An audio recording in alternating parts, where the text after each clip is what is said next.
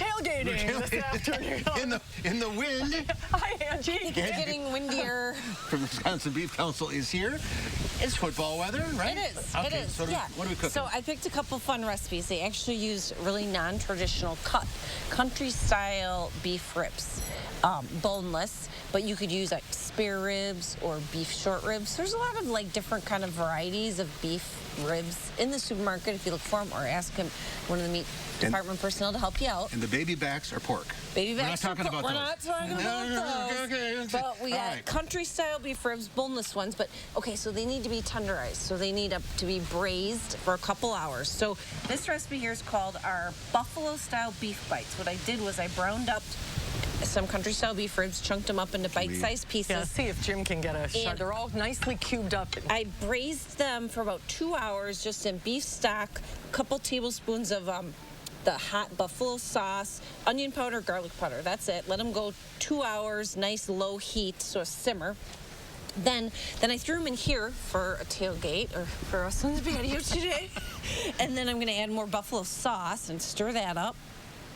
And then some blue cheese too, because the blue cheese can go in and melt right on them. Well, that's a great combination. Or you could serve it with blue cheese dressing, dipping sauce. Well, I might not have enough hot sauce. We'll add some more later.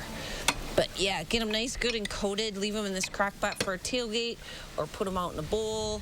Eat them with some, use some toothpicks, you know, for a nice little appetizer spread. But kind of our buffalo chicken wings beef recipe. Looks good. And then serve it with celery in the traditional way with buffalo wings. Exactly. And these are like so tender, they just melt in your mouth. All right. Okay, the second, on the grill. The second recipe calls for the country-style beef ribs also. I actually have a little bone-in spare rib. So I grilled these just a couple minutes, then I pulled them off, and then these need to be braised also. So I braised them in the stock pot with beef stock, onion, garlic, a little tomato paste, a little paprika, a little cumin for those kind of flavors, a little salt and pepper, 2 bay leaves, put the lid on, let it go a couple hours. Then put these little babies back on their grill just like a couple minutes. So they've been in there already? Yes, they lived in here for 2 hours, and they're so tender. Actually, I think I tenderized them a little too far because they're falling apart on the grill, which is a good problem. So right, we're gonna eat them with a fork.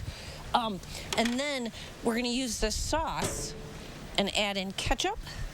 And that's just beef broth, and what else did you say? Like paprika, some onions, some garlic, a little tomato paste, cumin, a little cayenne if you like, bourbon.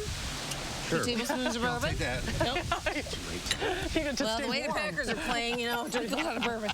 And then molasses. Oh, wow. My molasses is a little thicker, I know. It's a little chilly out here.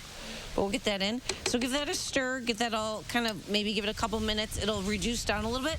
Pour it on top of the beef ribs. It's delicious. So 2 ribs, 2 rib recipes. You know, non-traditional tailgating recipes. Beeftips.com is our website. Check it out. Something a little different. Click on As Seen on TV. Yeah, and it's going to be 70 degrees this weekend. It's homecoming.